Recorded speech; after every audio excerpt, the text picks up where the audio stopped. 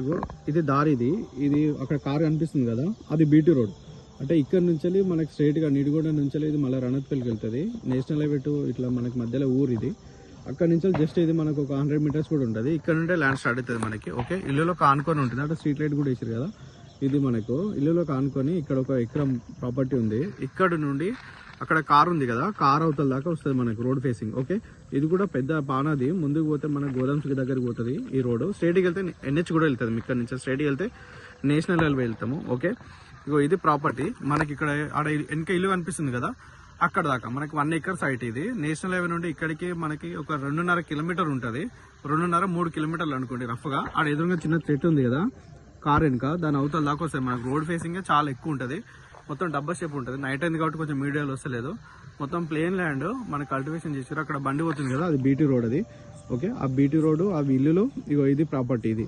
Okay, మంచిగా square షేప్లో వస్తుంది మనకి ల్యాండ్, మొత్తం క్లియర్గా ఉంటుంది.